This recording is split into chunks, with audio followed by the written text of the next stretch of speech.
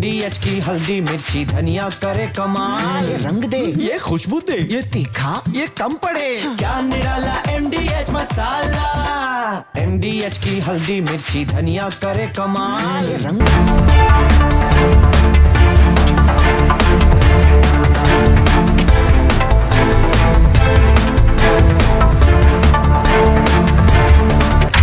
नमस्कार, बहुत स्वागत है आपका। आप देख रहे हैं देश का नंबर 1 न्यूज शो ये भारत की बात और मैं हूं आपके साथ मृदुल शर्मा।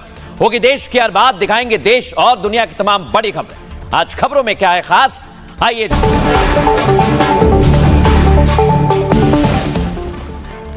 और दर्शकों, आज की सबसे पहली और सबसे बड़ी खबर आपको बताने वाला हूं। ये पाकिस्तान रोने लगा है, मुनीर की आंखों में आंसू आ गए और उसकी वजह बता रहा हूं। 400 ताबूत का ढेर लग गया है दर्शकों, और इधर भारत में घुसने वाले आतंकियों को ठोका जा रहा है और उधर बीएलए मुनीर की सेना को ठोक रही है। दिखाता हूं, पहली तस्वीर दिखाइए, ये आप देखिए। बलूचिस्तान में तबाही जारी है, वहां पर गाड़ियों को जला दिया गया है। बम धमाके से पूरा का पूरा शहर इस समय जल रहा है। एम्बियंस सुनाइए।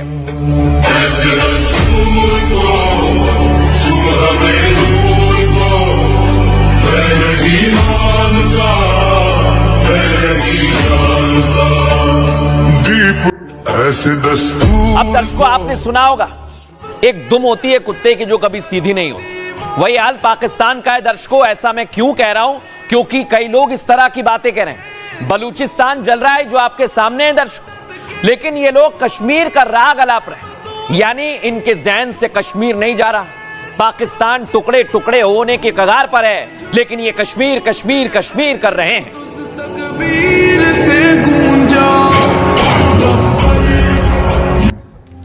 जो कश्मीर की आजादी मांग रहे हैं, ये आप देख लीजिए, यह है बलोच आर्मी। और ये मुनीर और शहबाज भी देख लें, शहरों पर कब्जा कर लिया है इस आर्मी ने। और पाकिस्तानी आर्मी तो पहले ही भाग रही थी, अब तो और जोर से भागने लगी है। अब आपको सबूत दिखाता हूं दर्शकों, देख रहे हैं आप, ये पूरी जो पोस्ट थी पाकिस्तानी आर्मी की, उस पर बीएलए ने कब्जा कर लिया। देखिए जरा, ये पोस्ट मैं आपको दिखा रहा हूं, फुल फ्रेम दिखाइए जरा इसे।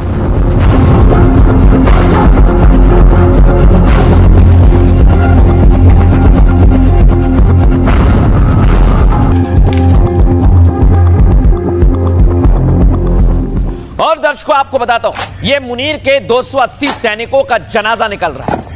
ये लोग कश्मीर की बात करते हैं, यहां बीएलए से मुकाबला नहीं कर पा रहे और फतिया पढ़ रहे हैं, सिर्फ फतिया। अल्लाह के शहीद की शहादत अपनी बारगाह में कबूल, आमीन।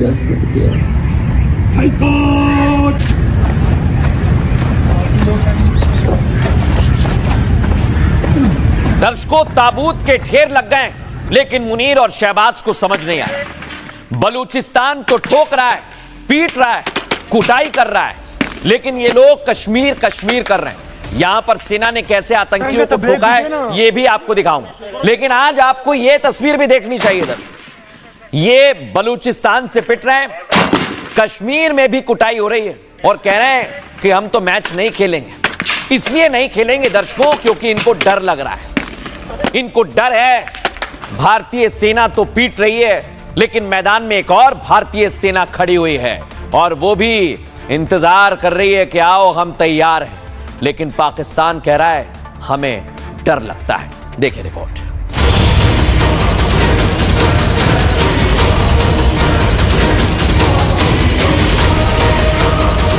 आप फलस्तीन में इस्राइल की मजम्मत करते हो, लेकिन जो यजीदी अटैक की फोर्सेस ने बलूचिस्तान में मचाई है, उसकी मजम्मत क्यों नहीं करते हो? लेडी फाइटर के डर से सरेंडर करने वाला फील्ड मार्शल अब कश्मीर की आजादी का राग अलाप रहा है। Pakistan remains steadfast in its principled stance on Kashmir and will continue to extend political, diplomatic and moral support to the legitimate Kashmiri freedom struggle. यानी जिनका पाकिस्तान जल रहा है, बीएलए लाशें पर लाशें बिछा रहा है। ऑपरेशन सिंदूर से बलूचिस्तान तक फील्ड मार्शल का खिताब पाने वाला वो मुनीर कश्मीर राग अलाप रहा है। लेकिन कश्मीर की आजादी जिन जिहादियों के दम पर मुल्ला मुनीर पाना चाहता है, 24 घंटे में उनमें से 4 को सेना ने जहन्नुम पहुंचा दिया। तो मियां शहबाज अब बताओ, ना पाकिस्तान संभल रहा, ना बीएलए काबू में आ रहा, फिर बांग्लादेश को कैसे बचाओगे? हम हिंदुस्तान के खिलाफ जो मैच है वो हम नहीं खेलेंगे। हमने एक बड़ा सोच समझ के हमने स्टैंड लिया है और इस हवाले से हमें बांग्लादेश के साथ पूरी तरह खड़े होना चाहिए इंशाअल्लाह। कोई इस भिखारी मुल्क के उधारी वाले प्रधानमंत्री को बताए जो अपना देश नहीं संभाल पा रहा, वो बांग्लादेश का साथ क्या देगा? पहले बीएलए की मार झेल लो मियां, क्रिकेट तो चलता रहेगा। और मैं भी कह रहा हूं कि पहले बीएलए से तो बच जाओ, तब मैदान में आना, क्योंकि डर तो पाकिस्तान को लग रहा है। दर्शक आइए पहले आपको बताता हूं, ये देखिए ताबूत का ढेर लगा हुआ है। बीएलए के हमले से घायल पाकिस्तान में एक साथ 400 ताबूत उठ गए। क्वेटा में एक साथ दर्जनों सैनिकों का सैन्य अधिकारियों ने फतीहा पढ़ा है दर्शक। और बीएलए ने पता है क्या दावा किया? उसने लगभग 400 पाकिस्तानी सैनिकों को मार दिया है। वहीं हमले में घायल सैकड़ों सैनिकों से मिलने के लिए मुनीर क्वेटा पहुंच गया है। यानी बीएलए से लड़ाई में खुद पाकिस्तान के आर्मी चीफ को उतरना पड़ा। और सैनिकों को संबोधित करते हुए मुनीर ने बीएलए के पीछे भारत का हाथ बता दिया। कहा कि भारत समर्थित आतंकियों ने इन हमलों को अंजाम दिया है। हमलों से बलूचिस्तान में शांति, स्थिरता और विकास को नुकसान पहुंचा है। और मुनीर की सेना को बीएलए के खिलाफ बड़े ऑपरेशन की परमिशन मिल गई है। और मुनीर के इस फैसले से बलूचिस्तान टकराव बढ़ने का अंदेशा बढ़ गया है, क्योंकि बीएलए पहले ही पीछे हटने की बात कह चुका है कि हम पीछे नहीं हटेंगे चाहे कुछ भी हो जाए। दरअसल आपको बताऊं दर्शकों, 6 दिन पहले ऑपरेशन हैरोफ 2.0 शुरू किया गया था और एक साथ 14 शहरों में अटैक कर पाकिस्तान के 400 सैनिकों को मार गिराया था, जिनमें क्वेटा और ग्वादर जैसे इलाकों में बड़े धमाके हुए, गोलीबारी हुई। और मुनीर ने चंद दिन पहले बीएलए को 1500 लड़ाके कहकर मजाक उड़ाया था कि के पास तो सुन लो मुनीर, ये पहले बीएलए से निपट लो फिर भारत की बात करना। सुनिए जरा ये मुनीर क्या कह रहा है। तुम 1500 बंदे कहोगे कि जी हम इसको ले जाएंगे, तुम्हारी अगली 10 नस्लें भी नहीं लेके जा सकती।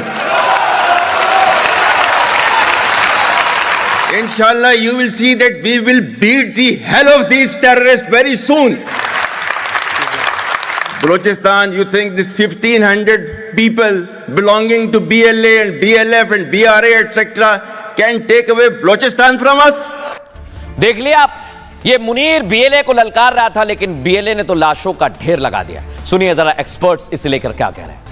बीएलए की फ्रीडम फाइट पाकिस्तान के लिए एक मुसीबत नहीं बनती जा रही है, एक एम्बेरसमेंट बनती जा रही है, शर्मिंदगी बनती चली जा रही है।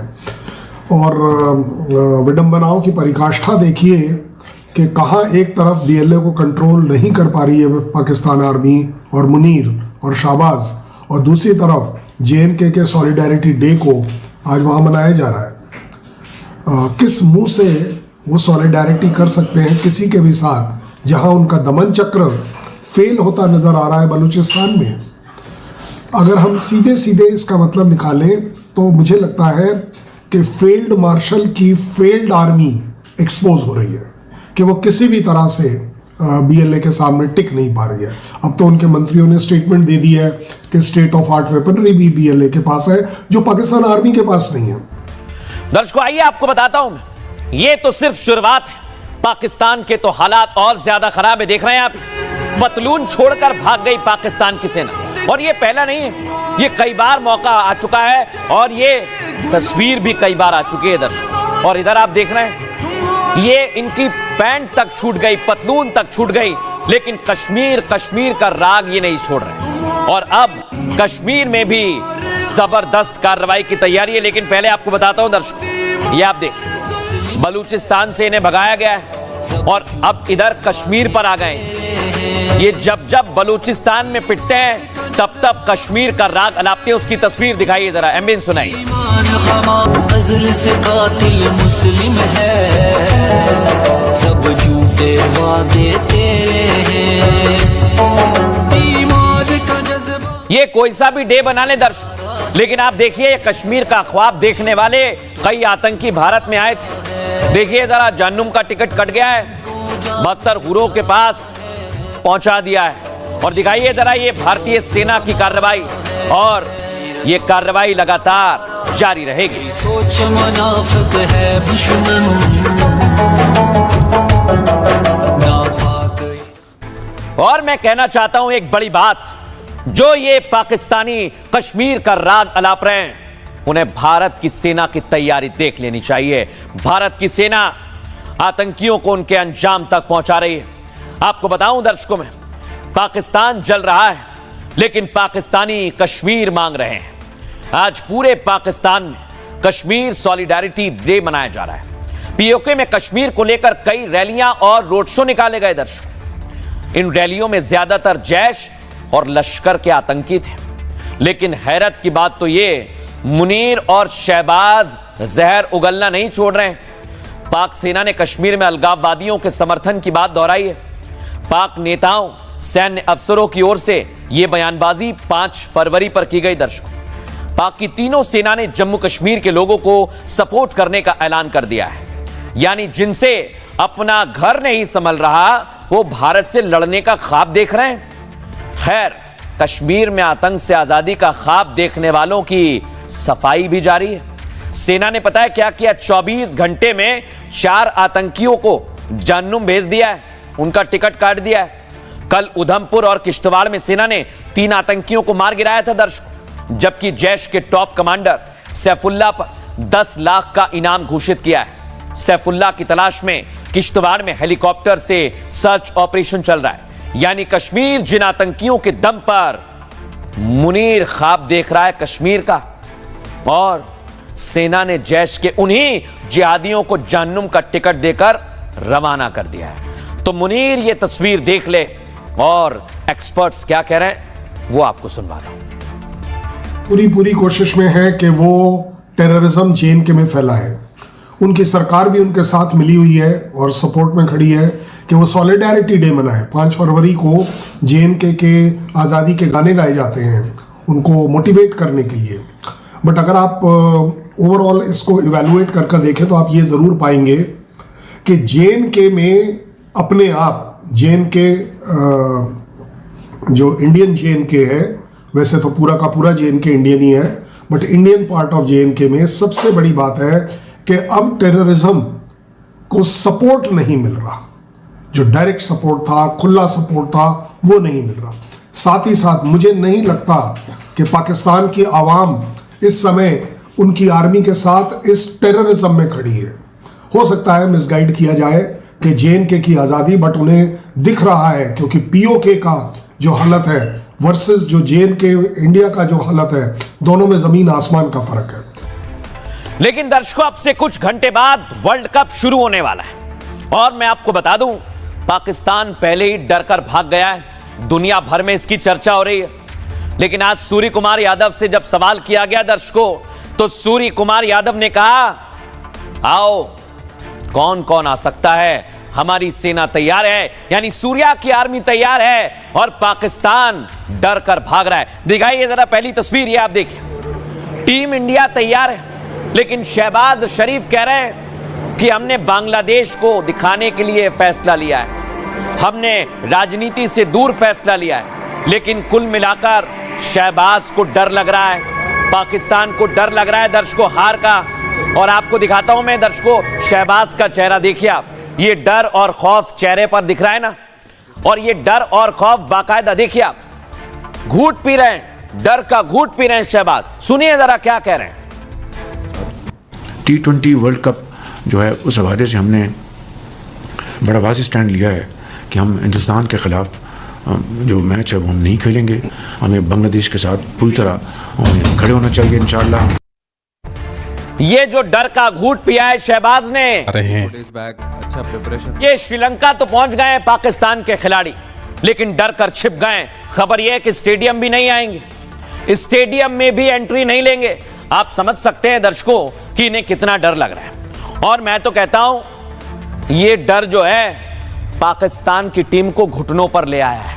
यानी एक तरफ BLA ने मारा, दूसरी तरफ भारतीय सेना ने, और सूर्या की सेना भी तैयार है। पीछे डालिए, बड़ी बात ये आप तस्वीर देख रहे हैं, घुटनों पर आ गई है पाकिस्तान की टीम। जंग की तरह क्रिकेट ग्राउंड में भी पाकिस्तान भगोड़ा साबित हुआ है दर्शकों। T20 वर्ल्ड कप में ना खेलने को लेकर पाकिस्तान के प्रधानमंत्री का अजीबो गरीब बयान सामने आया। अजीब दावा कर रहे हैं। शहबाज शरीफ ने सफाई देते हुए कहा, हम भारत से मैच नहीं खेलेंगे क्योंकि खेल के मैदान में सियासत बिल्कुल नहीं होनी चाहिए।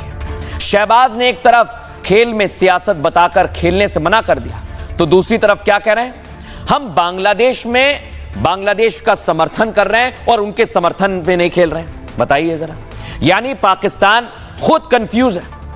उसने मैच खेलना है नहीं खेलना है, खेलने से मना क्यों किया है खुद नहीं पता उसे। जबकि दूसरी तरफ टीम इंडिया के कैप्टन सूर्य कुमार यादव ने बड़ा बयान दे दिया है।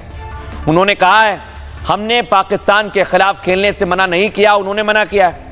आईसीसी ने मैच का शेड्यूल तय किया है और हम खेलने के लिए तैयार हैं, आ जाइए जिसमें दम है। हमारी टिकट भी बुक हो चुकी है, हम दिल्ली के बाद कोलंबो भी जा रहे हैं, यानी टीम इंडिया पूरी तरह से तैयार है। तभी पाकिस्तान ने अपने पांव पीछे खींच लिए हैं, घुटनों पर आ गई है पाकिस्तान की टीम। हालांकि पाकिस्तान को मैच से पीछे हटने का फैसला भारी पड़ सकता है, क्योंकि आईसीसी ने पाकिस्तान के चुनिंदा मैचों में भागीदारी पर सवाल उठाए हैं और आईसीसी पाकिस्तान की पूरी सालाना रेवेन्यू शेयर राशि रोक सकता है। यह रकम लगभग 35 मिलियन अमेरिकी डॉलर में है, यानी मैच से हटने की कीमत पाकिस्तान को कंगाल होकर चुकानी पड़ेगी और शहबाज के हाथ में तो अभी से कटोरा आ गया है। लेकिन दर्शकों, आपको बताता हूं शहबाज कैसे डर रहे हैं, डर का घूंट पी रहे हैं, सुनिए जरा। T20 वर्ल्ड कप जो है उस हवाले से हमने बड़ा वाज़ेह स्टैंड लिया है कि हम हिंदुस्तान के ख़िलाफ़ जो मैच है वो हम नहीं खेलेंगे, क्योंकि पाकिस्तान ने कहा कि ये खेल का मैदान है, ये सियासत नहीं है।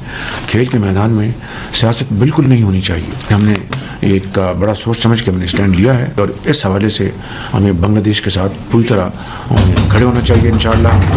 ये जो पाकिस्तान का डर है ना दर्शकों, इसे लेकर आज हमने भारतीय फैंस से भी बात की। वो क्या कह रहे हैं, सुनिए जरा। हमारा कुछ नहीं कहना है, बीसीसीआई की तरफ से हम कोई टिप्पणी नहीं करेंगे, क्योंकि इस मामले में आईसीसी को तय करना है। जो आईसीसी कहेगा हम उसी पे जाएंगे। भारत से डर गया है पाकिस्तान, इसलिए मना कर दिया है। भारत से डर सबको है ना। तो शहबाज शरीफ को भी मालूम है, पूरे पाकिस्तान को मालूम है कि वो हिंदुस्तान के विरुद्ध जीत नहीं सकता, इसलिए उसने कहा यही एक तरीका है, इज्जत बचा लो। और आईसीसी का मेंबर है, कैंसिल हो जाएगा, उसके अलावा और क्या है। दर्शक, तो आप निकालो अहमदाबाद से फाइनल, रखो कोलंबो में, है आपके अंदर इतनी हिम्मत? देखा दर्शकों आपने, पाकिस्तान तो अभी से डरने लगा है। अब मैं खबरों में आगे बढ़ूंगा, क्योंकि एक डर और देखा जा रहा है। यह डर सियासत में है दर्शकों, लेकिन ओवैसी कह रहे हैं कि अब तो पूरा हरा कर देंगे, नागपुर को हरा कर देंगे, आरएसएस गढ़ को हरा कर देंगे। दिखाइए पहली तस्वीर, ये देखिए ओवैसी कह रहे हैं, चुनाव प्रचार में पहुंचे हुए हैं और कह रहे हैं कि अब पूरी तरह से हरा कर देंगे। इसके पहले ओवैसी की पार्षद ने कहा था कि हम मुमरा को हरा कर देंगे।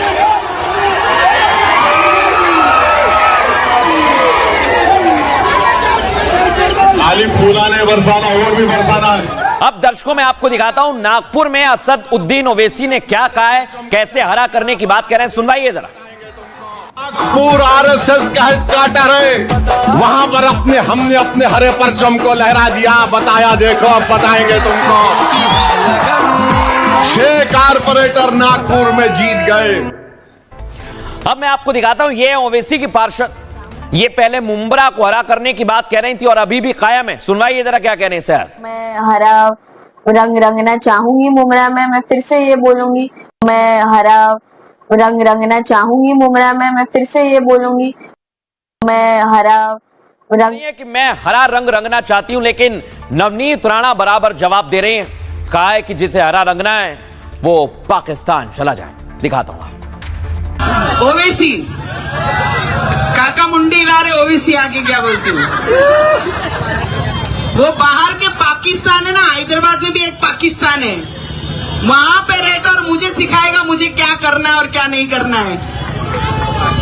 ओवैसी को बता देती हूँ, तेरी दादागिरी वही पाकिस्तान में चलेगी।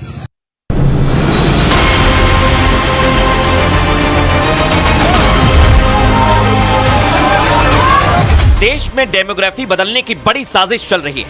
ओवैसी हरा प्लान लेकर मुंबई से नागपुर पहुंच गए हैं। अल्पसंख्यकों की आड़ में देश की अस्मिता से खिलवाड़ करने का प्लान बना रहे हैं। बात बात में हिंदुओं के धर्म और संस्कार को चुनौती दी जा रही है। तुम अगर हमको मारते हो या तुम अगर ये समझ रहे हो कि हम मर जाएंगे तो हम कमजोर हो जाएंगे। याद रखो, किसी शायर ने अच्छा कहा था, मौत को समझते हैं गाफिल इख्तिताम जिंदगी। मजहब के नाम पर मौलाना समाज को बांटने की कोशिश में जुट गए। कभी गौ माता पर बनी फिल्म का विरोध करते हैं तो कभी क्राइम कंट्रोल पर सवाल उठाते हैं। इसलिए योगी कहते हैं, बटोगे तो कटोगे, एक रहोगे तो नेक रहोगे। लेकिन दर्शकों, ओवैसी डर चुके हैं, लेकिन वो दिखा रहे हैं कि हम सब कुछ हरा कर देंगे और चुनौती दे रहे हैं आरएसएस को, यानी आरएसएस के गढ़ नागपुर में। आइए आपको दिखाता हूं दर्शकों। असद उद्दीन ओवैसी इस वक्त हरा प्लान पर काम कर रहे हैं। यह हरा प्लान क्या है? हैदराबाद की एक सभा में उन्होंने अपने प्लान के बारे में बताया। ओवैसी अब नागपुर को हरा रंग में रंगने की तैयारी में है। ओवैसी ने इशारों में आरएसएस पर निशाना साधा। कहा, आरएसएस मुख्यालय में हमने जीत का झंडा, हरा झंडा दिखाया है। महाराष्ट्र में पार्टी ने अपनी ताकत का एहसास करा दिया है। ओवैसी ने कहा, अब नागपुर में हमारी एंट्री हो चुकी है। उन्होंने नागपुर में एआईएमआईएम को और मजबूत करने का भी दावा किया है।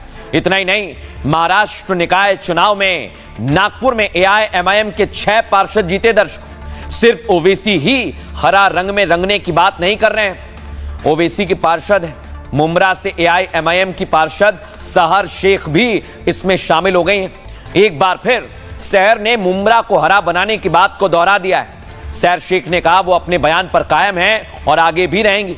लेकिन बीजेपी की नवनीत राणा ने कह दिया है फिर से, जिसे हरा करना है। असद उद्दीन ओवैसी ये साजिश में कभी सफल नहीं हो पाएंगे और इसे लेकर अब जबरदस्त बवाल चल रहा है दर्शकों। लेकिन क्या वाकई असद उद्दीन ओवैसी अपनी पैठ नागपुर में बना रहे हैं? सुनिए जरा वरिष्ठ पत्रकार क्या कह रहे हैं।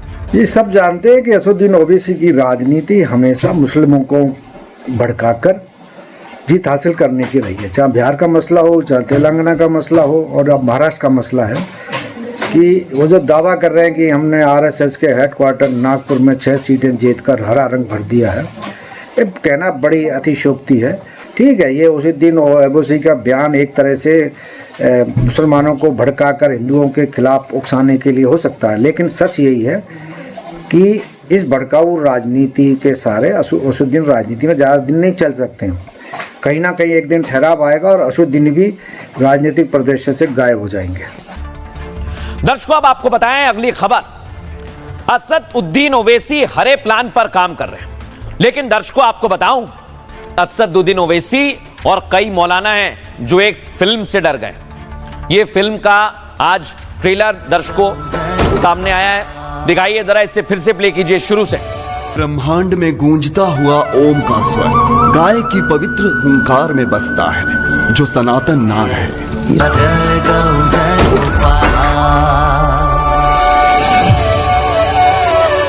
गाय को रोटी खिलाने वाला और गाय को रोटी सिखाने वाला कभी भाई नहीं हो सकता। जय गोपाला, जय गोपाला, जय गोपाला, जय गोपाला। अब इसी तस्वीर को देखकर, क्योंकि फिल्म आज रिलीज हो गई है दर्शकों, ये ट्रेलर जब आया तब से विवाद बढ़ा, लेकिन फिल्म के रिलीज के बाद मौलाना भी सामने आ गए और ओवैसी भी अब उनका साथ देने लगे। लेकिन मौलाना कैसे विरोध कर रहे हैं, सुनिए जरा। अपील करूंगा कि इस तरह की मूवी जो भी आए उसका बाइकआउट होना चाहिए। अपील करूंगा कि इस तरह की मूवी जो भी आए उसका बाइकआउट होना चाहिए। अब असद उद्दीन ओवैसी भी मैदान में आ गए और उन्होंने तो गौ रक्षकों को दर्शकों राक्षस बता दिया। सुनिए जरा क्या कह रहे हैं। राक्षस सुनो जालिमो, सुनो जो गाय रक्षक हैं, मगर तुम गाय की रक्षा करने वाले नहीं हो, तुम राक्षस हो। सुनो जालिमो, सुनो जो गाय रक्षक हैं, मगर तुम गाय की रक्षा करने वाले नहीं हो, तुम राक्षस हो। दर्शकों, योगी आदित्यनाथ ने अपने पहले टर्म में ही साफ कर दिया था कि गौ हत्या करने वाले सरकार के रडार पर हैं और वो आज भी अपनी बात पर कायम हैं। सुन लीजिए। गौ सेवा का कार्य करके भारत की धरती से, उत्तर प्रदेश की धरती से गौ हत्या के कलंक को सदैव के लिए समाप्त करने का कार्य भी किया जा रहा है। लेकिन दर्शकों, फिल्म को लेकर बड़ा बवाल हो रहा है। मौलाना कह रहे हैं कि यह फिल्म नहीं आनी चाहिए, तब कि आज फिल्म रिलीज हुई है। लेकिन यह विवाद कैसे बढ़ गया है, क्या है, आइए जरा मैं आपको बताता हूं। यही है वो तस्वीर। इसी फिल्म का पोस्टर योगी आदित्यनाथ ने लॉन्च किया था। फिल्म गोदान के टीजर से ही मौलाना नाराज हो गए। दर्शक, आपको बताऊं, फिल्म की कहानी गौ संरक्षण और गौ तस्करी से जुड़ी हुई है। देवबंद के मौलाना ने बायकॉट करने का ऐलान कर दिया है। मौलाना कारी इसहाक गोरा ने फिल्म को नफरती बता दिया, कहा इसमें धार्मिक और सामाजिक विवाद पैदा होना है। देश की गंगा जमुनी तहजीब के लिए फिल्म खतरा है। मौलाना ने फिल्म के बहाने सीएम योगी आदित्यनाथ पर भी निशाना साधा, कहा सीएम को फिल्म का पोस्टर रिलीज नहीं करना चाहिए था। यही है वो पोस्टर। दर्शक, योगी आदित्यनाथ ने फिल्म का पोस्टर लॉन्च किया था दर्शक, और मौलाना से 2 कदम आगे बढ़कर ओवैसी ने तो एक नया बयान दे दिया। ओवैसी कह रहे हैं गौ रक्षक राक्षस होते हैं। सोचिए जरा आप, ये बयान दिया। दरअसल फिल्म गोदान का एक सीन है दर्शकों, जिसमें पुलिस वाला एक टोपी वाले शख्स पर बंदूक तानता है और उसमें डायलॉग आता है। उसी सीन के डायलॉग पर मौलाना को आपत्ति है। देवबंद ने इस फिल्म के डायलॉग को हटाने की भी मांग कर दी है, फिल्म का बायकॉट करने की भी मांग उठाई है। लेकिन दर्शकों, आपको बताता हूं इसे लेकर क्या कुछ कहा गया है, सुनिए जरा। वो धर्म के नाम पर मूवी बनाते हैं, नफरत फैलाने वाला काम करते हैं। कहीं कैरल रील्स बनाई जाती है, कहीं किसी तरह की आपत्तिजनक मूवी बनाई जाती है, और उससे एक माहौल को क्रिएट करने का, माहौल बनाने की कोशिश की जाती है। मैं समझता हूं ये बहुत निंदनीय है। मुल्क के हालात पर कहीं ना कहीं आंच डालने की कोशिश है, अराजकता फैलाने की कोशिश है, और इसकी हम कड़े अल्फाजों में मजम्मत करते हैं। और मैं तमाम लोगों से यह अपील करूंगा कि इस तरह की मूवी जो भी आए उसका बाइकॉट होना चाहिए, और हमें याद रखना चाहिए खुसूसन मजहब इस्लाम इस तरह चीजों की इजाजत नहीं देता। अब दर्शकों, खबरों में आगे बढ़ेंगे और सीधे आपको लेकर चलते हैं। आज राज्यसभा में प्रधानमंत्री नरेंद्र मोदी ने सबको आड़े हाथों लिया है। कांग्रेस पार्टी, डीएमके, ममता बनर्जी, आम आदमी पार्टी, सबको आज जवाब दिया है। लेकिन आज इसी पर जमकर बवाल हुआ। पहले आपको दिखाते हैं एक झलक।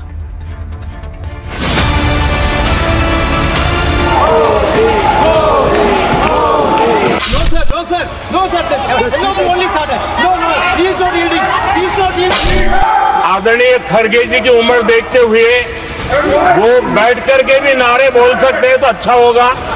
जो लोग थक गए, बेचारे चले गए, जब हमें अवसर मिला, तब देश आजाद हुआ, तब हम दुनिया में 6 नंबर की इकोनॉमी थे। लेकिन इन लोगों ने ऐसा एक हाल करके रखा कि 11 पे पहुंचा दिया। आज डील की चर्चा होती है तो गौरव से कहते हैं, तब डील की चर्चा होती थी तो बॉफोर्स डील याद आता था। हमारा भरोसा है देशवासियों पर, उनके सामर्थ्य पर हमारा भरोसा है। लेकिन कांग्रेस देशवासियों को ही समस्या मानती है। हमारे लिए हर देशवासी भारत का उज्जवल भविष्य का नियंता है, निर्माता है, करता धरता है। हम विकसित भारत की जमीन मजबूत कर रहे हैं, तो कांग्रेस मोदी की कब्र खोदने के कार्यक्रम करवा रही है। तुम कितना दुनिया को धोखा दोगे, तुम कितना दुनिया को धोखा दोगे। आईना देख लिया तो अपनी सच्चाई कहां छिपाओगे। दर्शकों, आज प्रधानमंत्री ने क्या क्या संसद में कहा है, राज्यसभा में कहा है, दिखाएंगे आपको। लेकिन पहली तस्वीर राज्यसभा में जब पहुंचे, दिखाइए जरा फुल फ्रेम। प्रधानमंत्री नरेंद्र मोदी जैसे ही पहुंचे, क्या वहां माहौल रहा, सुनिए जरा।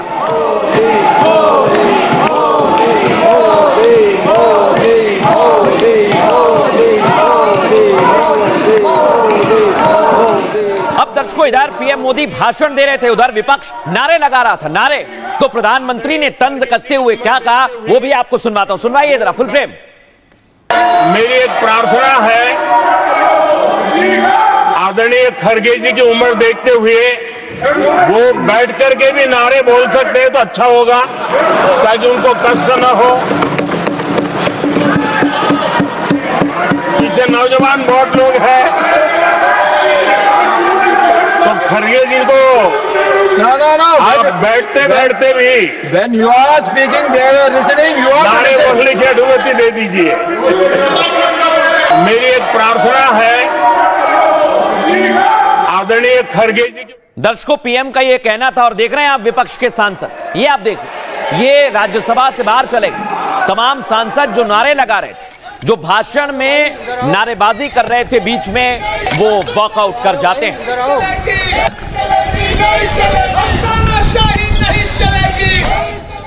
लेकिन आज पीएम मोदी ने ममता बनर्जी, राहुल गांधी, आम आदमी पार्टी, अरविंद केजरीवाल सबको आड़े हाथों लिया है। लेकिन यहां से सियासत का नया खेल शुरू होता है। रिपोर्ट में दिखाता हूं।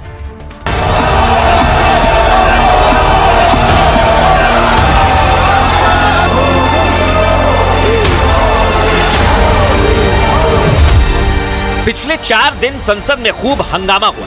राहुल गांधी और उनके सहयोगियों ने खूब बवाल काटा, पूरी कोशिश की कि प्रधानमंत्री को नीचा दिखाया जाए, उन्हें संसद में बोलने से रोका जाए। लेकिन तमाम कोशिशों के बावजूद कांग्रेस ने हथियार डाल दिए और जब मोदी को बोलने का मौका मिला तो उन्होंने कांग्रेस की सियासी कब्र खोद दी। और इनका तो हाल ये है आदरणीय सभापति जी, अपने घर के स्टार्टअप को भी वो लिफ्ट नहीं कर पा रहे। बहुत दुर्भाग्य की बात है। और ऐसे लोग कांग्रेस को नहीं डुबाएंगे तो क्या करेंगे? मोदी ने राहुल पर जमकर हमला किया, कांग्रेस पार्टी का पूरा इतिहास खंगाला, ममता और केजरीवाल की सियासत पर पानी फेरा। विपक्षी दलों को शायद इसका एहसास पहले से था, इसलिए उनका भाषण शुरू होते ही विपक्ष ने सदन में हंगामा शुरू कर दिया। जो लोग थक गए, बेचारे चले गए,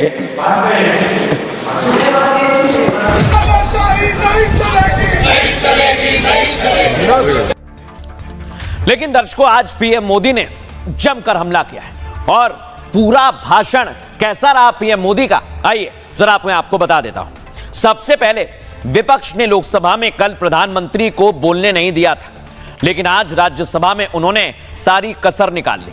आपको बताएं, पीएम मोदी आज राष्ट्रपति के अभिभाषण पर जमकर बोले। प्रधानमंत्री नरेंद्र मोदी ने राज्यसभा में आज 1 घंटा 27 मिनट का भाषण दिया। इस दौरान उन्होंने ईयू और अमेरिका से ट्रेड डील पर भी बात रखी। आपको जानकारी दें, इंग्लैंड, न्यूजीलैंड, ओमान और दूसरे देशों की डील का भी पीएम मोदी ने जिक्र किया। उन्होंने युवाओं को आगे आने और देश के भविष्य का भी खाका खींचा है। लेकिन राहुल, ममता, केजरीवाल और स्टालिन सीधे उनके निशाने पर रहे।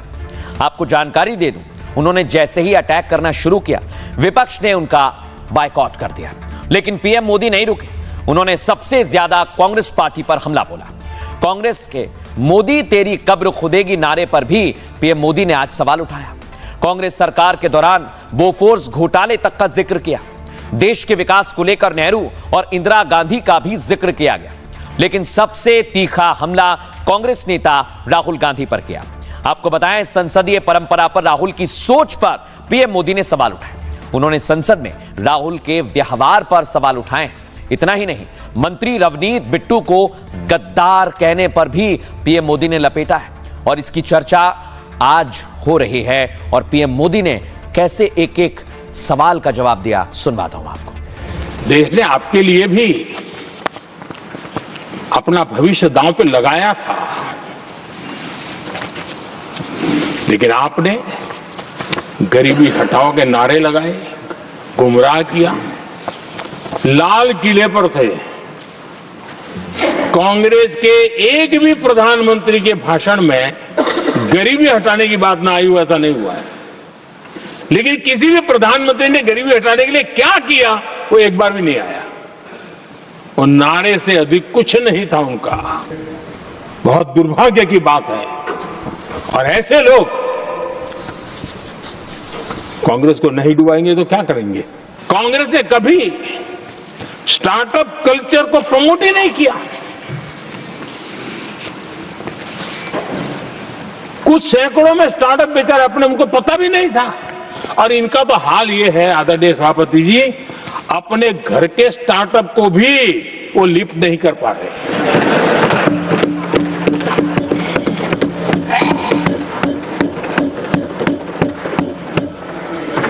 और हमारी सरकार में आज 2 लाख से ज्यादा स्टार्टअप है।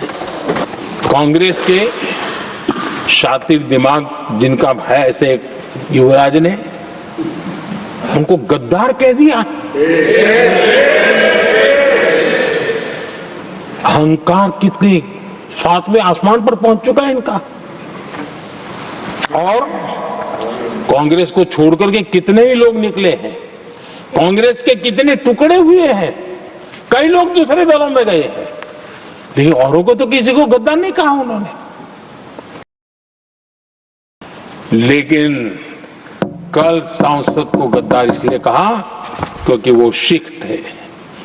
ये सिखों का अपमान था, ये गुरुओं का अपमान था।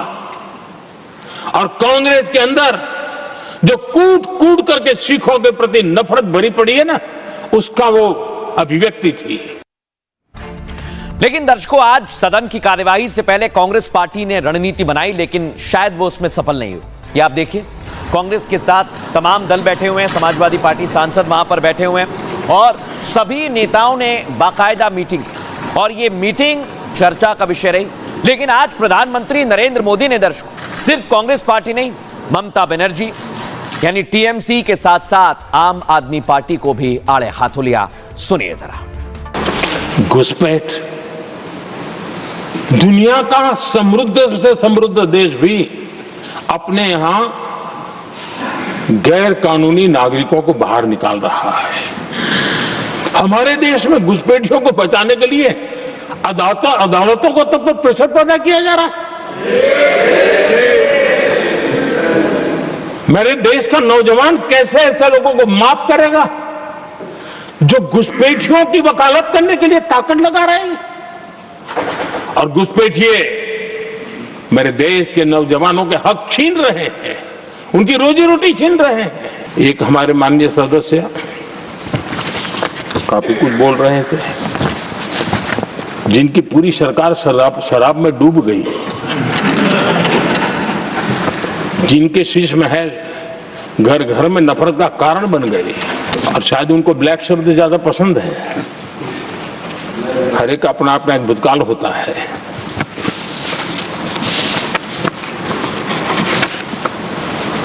पता नहीं ब्लैक के साथ उनका क्या पुराना रिश्ता है। आदरणीय सभापति जी, ऐसे सभी साथियों से मैं आज जरूर कहूंगा, तुम कितना दुनिया को धोखा दोगे, तुम कितना दुनिया को धोखा दोगे। आईना देख लिया तो अपनी सच्चाई कहां छिपाओगे। अब दर्शकों, पीएम के भाषण को लेकर राजनीति भी गर्मा रही है। सुनिए जरा क्या कुछ कहा जा रहा है। माननीय प्रधानमंत्री मोदी जी के नेतृत्व में चलने वाली सरकार हर समय हर तरीके से चर्चा करने के लिए और डिस्कशन करने के लिए तैयार है। हमारे सदन के नेता और संसदीय दल के नेता और देश के नेता प्रधानमंत्री मोदी जी वहां पर जवाब देने के लिए तैयार बैठे रहे।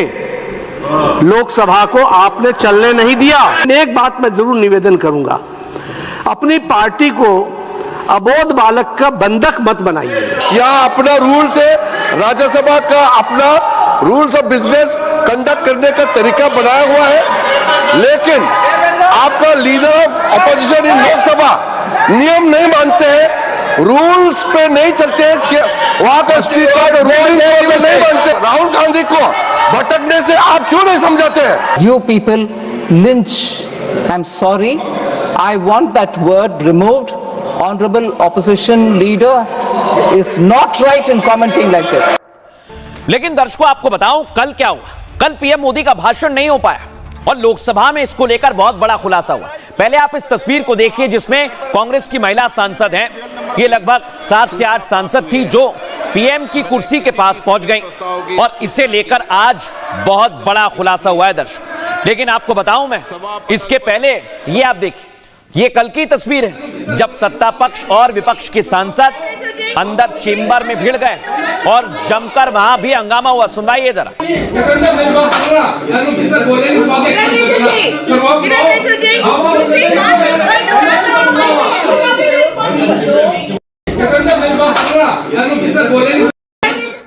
लेकिन दर्शकों, आप सोचिए कि आखिर कल ऐसा क्या हुआ जो पीएम मोदी ने भाषण नहीं दिया।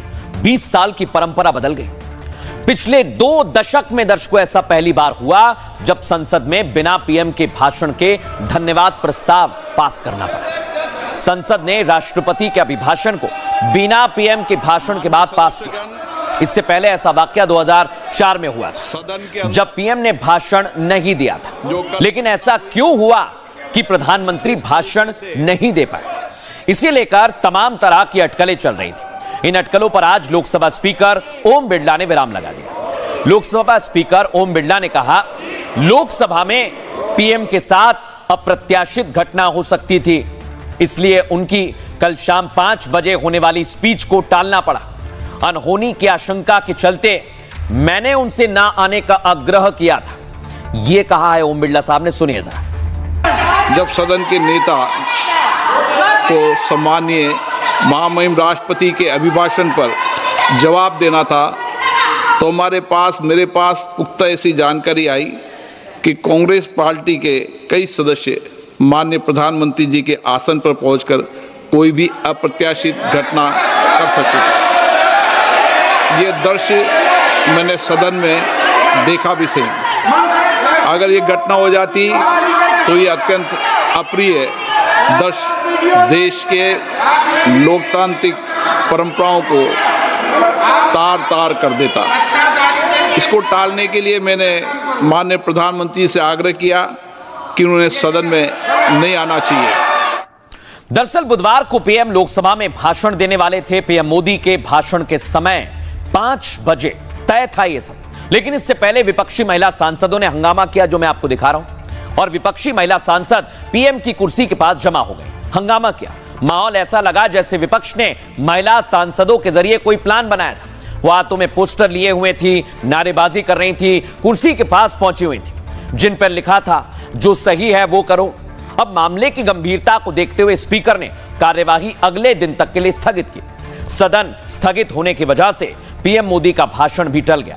बाद में लोकसभा में पीएम मोदी का भाषण नहीं कराने का फैसला हुआ।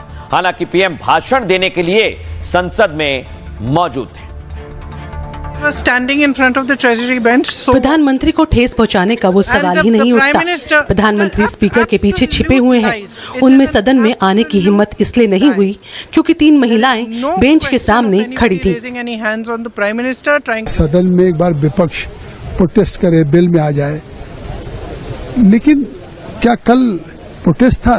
क्या केवल बिल में था या केवल विपक्ष हंगामा कर रहा था? कल हंगामा नहीं था, कल हिंसा की स्थिति थी।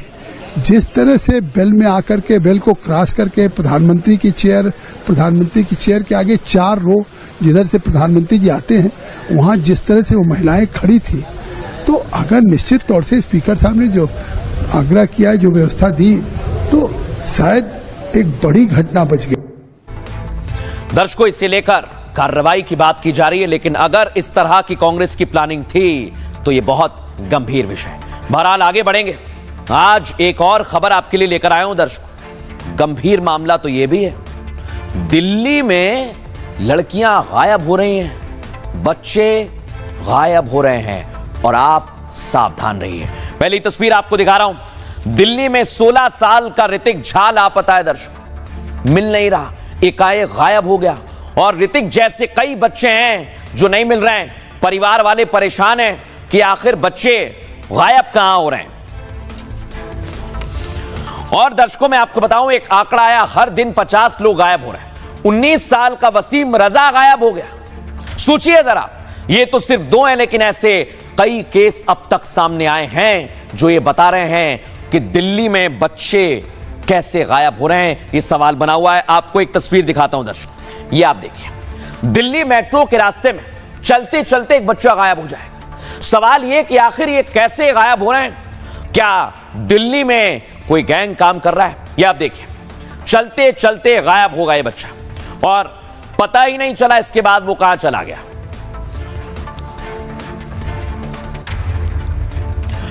अब दर्शकों, दिल्ली पुलिस के पास तमाम शिकायतें आ रही हैं। एफआईआर तो दर्ज कर ली गई है, जांच भी शुरू हो गई है, लेकिन सवाल बना हुआ है कि आखिर दिल्ली में ऐसा क्या हो रहा है जो बच्चे गायब होने लगे हैं। रिपोर्ट दिखाते हैं।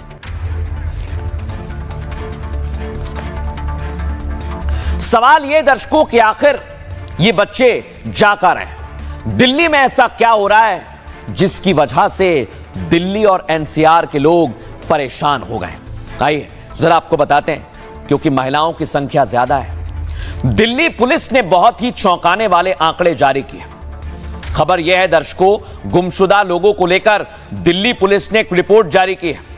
1 से 15 जनवरी के बीच 800 से ज्यादा लोग गायब हो गए मात्र 15 दिन में। ये लड़कियां आप देख रहे हैं, ऐसे ही कई महिलाएं और लड़कियां गायब हो रही हैं। 15 दिन में 807 लोग गायब हो गए। हर दिन औसतन 54 लोग लापता हो रहे हैं। हर घंटे 2 से ज्यादा लोग गायब हो रहे हैं। इसमें 191 नाबालिग और 616 लोग वयस्क हैं, युवा हैं। पुलिस ने 235 लोगों को तो ढूंढ निकाला, लेकिन 572 लोगों का अब तक कोई सुराग नहीं मिला है। 2025 में 8 साल तक के 368 बच्चे लापता हुए हैं दर्शकों, और दिल्ली में 368 बच्चों में 149 तो ट्रेस कर लिए गए हैं। 219 बच्चों का अब तक कोई सुराग नहीं मिला है। बीते एक दशक में 50,000 से ज्यादा लोग गायब हो चुके हैं, और इनमें करीब 37,000 महिलाएं हैं, लड़कियां हैं, बच्चियां हैं। सवाल ये दर्शकों कि आखिर ये जा कहां रहे हैं? इसे लेकर लोग क्या कह रहे हैं, पीड़ित परिवार क्या कह रहा है, सुनिए जरा। 17 दिसंबर से लापता है। शाम में आया, मैंने थोड़ा सा डांटा, बस उसी के बाद से नहीं मिल रहा है। 2 महीने होने वाले हैं। वो जहाँ भी है उसको बुला दीजिए प्लीज। बहुत परेशान है, कहाँ नहीं हम लोग जा रहे हैं, बहुत परेशान है। जो भी किडनैप किए हैं उनको भी बोलिए, मैं जो लेंगे मैं दूंगी। मेरे बच्चे वापस कर दे। बहुत परेशान हो गए हम लोग, बहुत परेशान हो गए, बहुत परेशान है। मेरे बच्चे वापस कर दे। जो 2 महीने से घर पे सब बैठे हुए हैं, 2 महीने से मेरा बुरा हाल हो गया। मैं खाना भी नहीं खा रही हूँ ढंग से, बहुत परेशान हो गई। पर वो एक ही बच्चा था, बहुत मांग चांग के लाई थी मैं उनको, बहुत मांग चांग के लाई थी। एक ही बच्चा था मेरा, टॉपर बच्चा था। ये भी नहीं जो दारू शराब पीने वाला। ये पूरा बोर्ड लगा हुआ है ट्यूशन के बगल में, बड़ा बोर्ड में फोटो है इसका। सबसे नहीं मिल रहा है। मैं मोदी जी से कहना चाहती, मेरे बच्चे ला दे बस, मुझे कुछ नहीं चाहिए दिल्ली में। वो 28 परिवार वाले परेशान हैं दर्शकों, और इसे ही लेकर सवाल उठाया जा रहा है कि आखिर बच्चे गए तो गए कहां? लेकिन दर्शकों, सवाल तो बहुत गंभीर है। आखिर दिल्ली में हो क्या रहा है? लड़कियों को मानव तस्करी, वेश्यावृत्ति में धकेले जाने का भी डर है। कई मामलों में अब तक लड़कियों की कोई जानकारी नहीं मिली। दिल्ली बड़े ह्यूमन ट्रैफिकिंग हॉटस्पॉट्स में गिनी जाती है, और सबसे ज्यादा शिकार महिलाएं और नाबालिग लड़कियां होती हैं। कई मामलों में लड़कियां ट्रैफिकिंग नेटवर्क तक पहुंचा दी जाती हैं। जबरन वेश्यावृत्ति, घरेलू काम, भीख मंगवाना या बाल मजदूरी उनसे कराई जाती है। रेलवे स्टेशन, बस अड्डे और झुग्गी के इलाके मुख्य टारगेट जोन है। फर्जी नौकरी, शादी और बेहतर जिंदगी का झांसा देकर भी फंसाया जाता है। मानव अंगों की तस्करी की भी आशंका जताई जा रही है। क्या दिल्ली में कोई किडनैपिंग गैंग सक्रिय है? क्या प्रेम प्रसंग के चलते भी युवक युवतियों को गायब किया जा रहा है या वो घर छोड़ रहे हैं? कई मामलों में केस दर्ज ना हो पाने से आंकड़े बहुत पुख्ता नहीं हैं, लेकिन सवाल बहुत गंभीर है। आखिर दिल्ली में हो क्या रहा है? और इसको लेकर अब सवाल भी उठाए जा रहे हैं राजनेताओं की तरफ से, सुनिए जरा। दर्जनों हमारे पास जानकारी आ रही है कि लोग गायब हो रहे हैं। ज़्यादातर बच्चियां हैं, छोटे छोटे बच्चे हैं। तो इससे पूरे दिल्ली में भय का वातावरण है। आश्चर्य की बात यह है कि दिल्ली देश की राजधानी है, देश के गृह मंत्री यहाँ बैठते हैं, जिनके पास दिल्ली पुलिस है, दिल्ली की मुख्यमंत्री यहाँ हैं, कहते थे डबल इंजन की सरकार होगी तो क्राइम खत्म हो जाएगा। तो ये क्राइम ऐसे अचानक बढ़ क्यों रहा है? फिर दिल्ली के मुख्यमंत्री क्यों नहीं कुछ कर रही हैं? दिल्ली पुलिस ने आरटीआई के एक डेटा में इन्फॉर्म किया कि 2024 में लगभग 6000 बच्चों मिसिंग हो गए।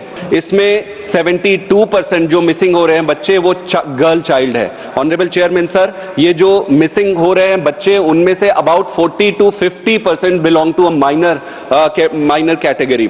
दिल्ली मेट्रो राज्य की राजधानी है, लेकिन अगर आप देखेंगे तो ये मिसिंग चाइल्ड्स में, उठाईगिरी में, बच्चों की गुमशुदगी में भी कैपिटल बन गया है। दिल्ली में लापता व्यक्तियों, विशेषकर बच्चों के संबंध में किसी भी प्रकार की घबराहट या भय का कोई कारण नहीं है। पूर्व की तुलना में दिल्ली में लापता व्यक्तियों की रिपोर्टिंग में कोई वृद्धि नहीं हुई है, बल्कि जनवरी 2026 के माह में पिछले वर्षों की समान अवधि की तुलना में लापता व्यक्तियों की रिपोर्टिंग के मामलों में कमी दर्ज की गई है। यह स्पष्ट किया जाता है कि दिल्ली में बच्चों के लापता होने अथवा अपहरण के मामलों में किसी भी संगठित गिरोह की संलिप्तता सामने नहीं आई है। हम आपसे ये अपील करते हैं कि इस संबंध में फैल रही किसी भी प्रकार की अफवाहों पर ध्यान न दें। दर्शकों, अब आगे बढ़ेंगे और आज एक और बड़ी खबर आपको बता रहे हैं। भारत और अमेरिका के बीच डील हो गई है। बम मार्केट भी हुआ, हमने आपको दिखाया था, लेकिन अब एक खबर सामने आई है। अजीत डोभाल ने एक बात कही थी कि भारत झुकेगा नहीं। पहले आपको दिखाता हूं तस्वीर। ये एक बहुत बड़ी डील है जो भारत और अमेरिका के बीच में हुई है। चाहे राष्ट्रपति ट्रंप हो या पीएम मोदी, दोनों इस बात को कह चुके हैं। अगली तस्वीर दिखाइए। लेकिन खबर यह है कि डील के दौरान अजीत डोभाल ने एक बहुत बड़ी बात कही, कुछ भी हो जाए भारत झुकने वाला नहीं है, और मार्को रूबियो से उनकी मुलाकात भी हुई। अब आप सोचिए अजीत डोभाल ने यह क्यों कहा था। आपको आगे बताऊं उससे पहले अगली तस्वीर दिखाइए। इधर ट्रेड डील समेत कई मुद्दों पर विदेश मंत्री एस जयशंकर भी लगातार बैकडोर से काम कर रहे हैं, और इसलिए कहा जा रहा है कि अभी तो बहुत कुछ बाकी है।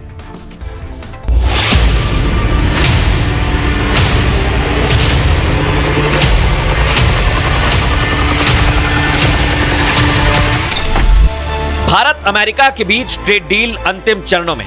इस बीच डील को लेकर कुछ अमेरिकी मीडिया रिपोर्ट्स में दावा किया गया है। भारत ने अमेरिका को साफ कह दिया कि भारत झुकेगा नहीं, भले ही उसे ट्रंप के कार्यकाल खत्म होने का इंतजार करना पड़े। संदेश साफ है, भारत ने बिना किसी दबाव के अमेरिका की डील को मंजूरी दी है। इस बीच अमेरिका और यूरोप के साथ डील को लेकर पीएम मोदी ने कांग्रेस पर बड़ा प्रहार किया। कहा कांग्रेस की सरकार में कोई देश डील करने को तैयार नहीं था। देश की ऐसी हालत कैसे बना के रखी थी कि दुनिया का कोई देश हमसे डील करने के लिए आगे नहीं आता था।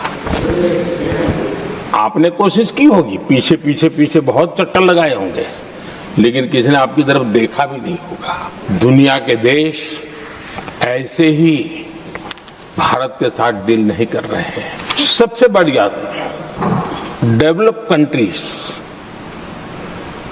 एक डेवलपिंग कंट्री के साथ डील करता है ना, वो अपने आप में भी अर्थ जगत के लिए बहुत बड़ा है। लेकिन दर्शकों, बड़ी बात क्या है?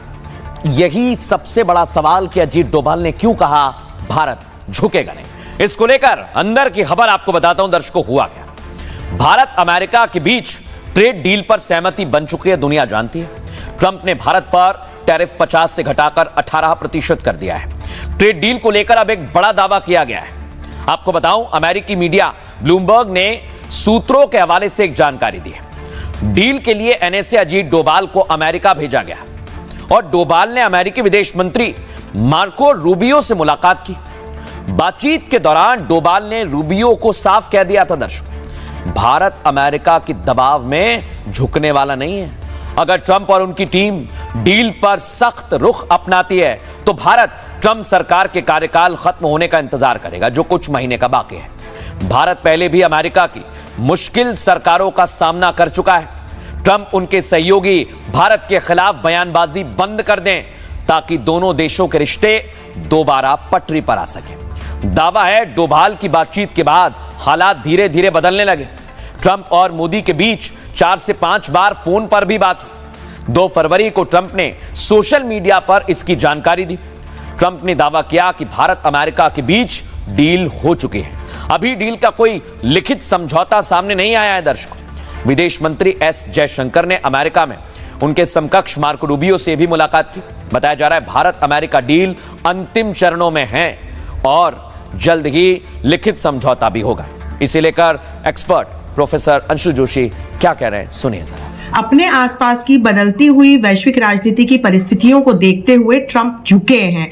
क्यों झुके हैं? डावोस में जो वर्ल्ड इकोनॉमिक फोरम का सम्मेलन हुआ, उसमें जिस प्रकार का रवैया उन्होंने यूरोप के देशों के साथ अपनाया, उसके बाद यूरोप के देशों ने एक प्रेगमेटिक व्यू लेते हुए एक नए सहयोगी की तलाश शुरू की।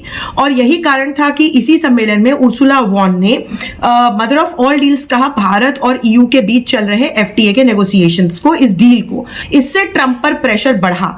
दूसरी ओर हमने ये देखा कि कनाडा से नए प्रधानमंत्री के जिस तरह के प्रो इंडिया स्टेटमेंट्स आने शुरू हुए, उसको देखते हुए भी फिर कहीं ना कहीं ट्रंप को समझ आया कि आज की जो वैश्विक राजनीति है उसमें ये तमाम देश ये भारत की ओर पॉजिटिवली देख रहे हैं, भारत को एक विश्व शक्ति के रूप में मान रहे हैं, एक्नॉलेज कर रहे हैं। और जिस तरह से आंतरिक आर्थिक चुनौतियों से हमारे ऊपर प्यूनिटिव मेजर्स लगाने के बाद ट्रंप को 2-4 होना पड़ रहा है, वो अपने आप में एक बड़ी चुनौती ट्रंप के लिए बनी हुई थी।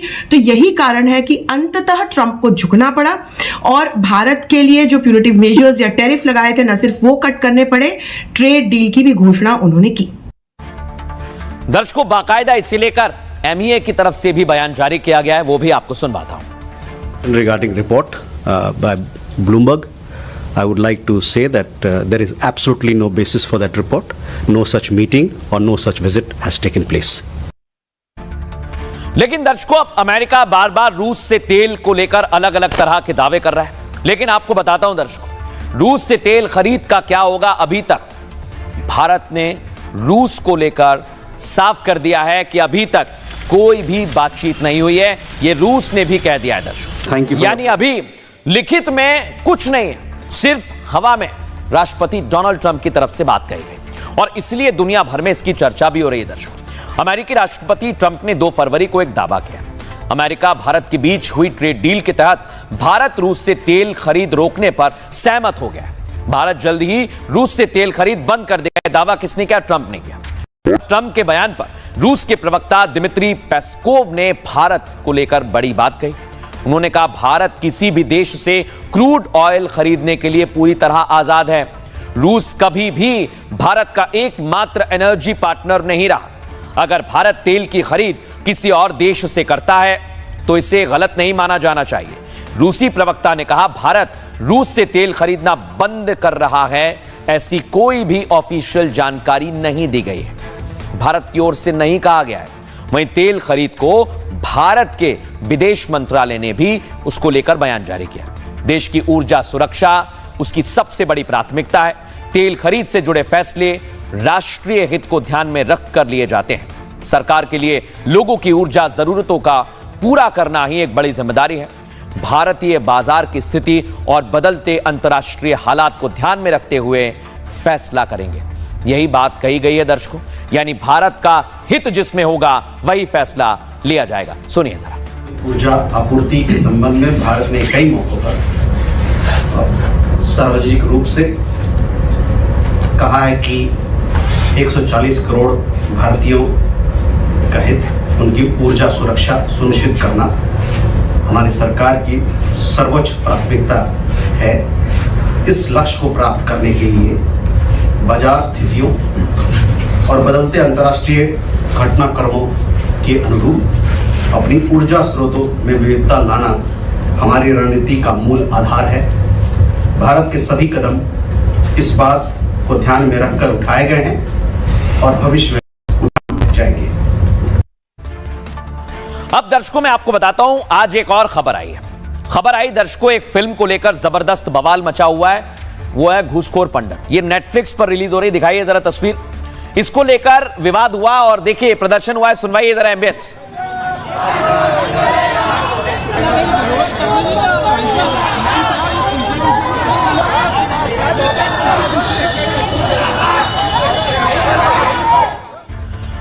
दर्शकों, इसे लेकर विवाद खड़ा हुआ है, लेकिन विवाद क्यों हो रहा है, क्यों आखिर मांग उठाई जा रही है, आइए जरा मैं आपको बताता हूं। फिल्म घूसखोर पंडित विवादों में आ गई है, विवाद ने तूल पकड़ लिया है। भोपाल में ब्राह्मण समाज ने और कई जगह पर प्रदर्शन किया गया, उसकी तस्वीर हमने दिखाई। प्रदर्शनकारी हाथों में कई सारे फरसे लेकर पहुंचे, सड़कों पर आ गए, बैनर पोस्टर लिए हुए थे। फिल्म के नाम और कंटेंट को लेकर भारी बवाल मचा हुआ है। इस फिल्म को तुरंत ओटीटी प्लेटफॉर्म से हटाने की भी मांग की जा रही है। संतों ने भी फिल्म घूसखोर पंडित का विरोध किया है। आपको बताएं, मेकर्स पर देशद्रोह की कार्रवाई तक की मांग की जा रही है। मुंबई के एक वकील ने मेकर्स को लीगल नोटिस भेजा है। दिनेश फलहारी महाराज ने पीएम मोदी को भी चिट्ठी लिखी है। महाराज ने पीएम से फिल्म पर बैन लगाने की मांग की है। दिनेश महाराज श्री कृष्ण जन्मभूमि संघर्ष न्यास के अध्यक्ष हैं। उन्होंने कहा, ब्राह्मण समाज की छवि को धूमिल किया जा रहा है। इस फिल्म में मनोज वाजपेयी मुख्य किरदार में है दर्शकों, और रितेश शाह ने इस फिल्म को निर्देशित किया है, डायरेक्टर हैं। फिल्म में नुसरत भरूचा, साकिब सलीम, अक्षय ओबरॉय और दिव्या दत्ता भी काम कर रहे हैं। लेकिन इसे लेकर काफी विवाद चल रहा है, सुनिए जरा। देश में सनातन को बदनाम करना बंद करो और सनातन के ऊपर प्रहार करना बिल्कुल बंद करो। आप ये नाम क्यों नहीं रखते? घूसखोर मौलवी आपको नाम रखना चाहिए था, घूसखोर पादरी आपको नाम रखना चाहिए था। क्यों आखिर हर चीज जब होती है इस देश के अंदर मतलब सनातन को नष्ट करने के लिए, सनातन को बदनाम करने। दर्शकों, इसे लेकर विरोध बढ़ता जा रहा है। अब देखना होगा क्या कुछ फैसला लिया जाता है। बहरहाल आगे बढ़ेंगे, बात करेंगे आज के सूत्र की। आज का सूत्र लिया है संत तुलसीदास जी से। वो लिखते हैं, बिनु सत्संग विवेक न होए, राम कृपा बिनु सुलभ न सोए। यानी जीवन में संतों की संगति बहुत जरूरी है। तुलसीदास जी कहते हैं, सच्चे संतों की संगति से मनुष्य सत्य और असत्य के अंतर को जान जाता है। संतों की संगति से विवेक उत्पन्न होता है, जो जीवन में सही और सटीक मार्ग दिखाता है। आप भी अपना ख्याल रखिए। एक छोटा सा ब्रेक ले रहे हैं, जल्द हाजिर होंगे।